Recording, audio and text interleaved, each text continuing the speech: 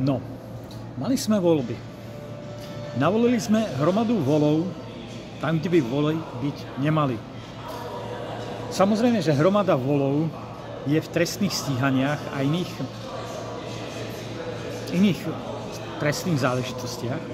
Tak prvé, čo bolo v podstate, tak zmenili trestný zákon. Tým, že zmiernili tresty. No a máme tu výsledky. Výsledky, ktoré by si nikto z nás nežiadal a ktoré sú dosť nepríjemné a nepriateľné. Pretože prídem k autu a mám auto zničené, pretože naše marginalizované skupiny pochopili zmenu trestného zákona ako to, že môžu beztrestne alebo s minimálnymi trestami rozbíjať iným majetky a vlastne robiť ľuďom teror. Takže mám zničené auto. Gyňa Matúš. No, nejaká ruka si ho nájde. Ale ide o to, je to momentálne krajne nepríjemné, keď mi niekto zničí auto. Nemám ich viac. No, taká Renáta Šipulová sa tiež o to postarala.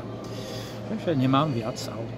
Pretože Mercedes triedy G som predal za bežnú cenu $1500, teda euro, ale nikde som ho za tú cenu nedokázal kúpiť. Takže čo sa deje? Deje sa to, že naše marginalizované skupiny s kladivami behajú po Prešove a po parkoviskách a po sídliskách rozbíjajú autá a vykrádajú. Pretože sú si zrejme takovej beztrestnosti, ktorá je. Takže to je vážne riziko.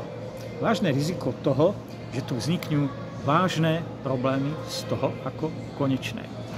To znamená, že skupinu ľudí, alebo marginalizovanú skupinu ľudí, ktorú aj tak ľudia hodne nenávidia, príde výbuch nenávisti a budú cítiť dôsledky svojej nekalej činnosti.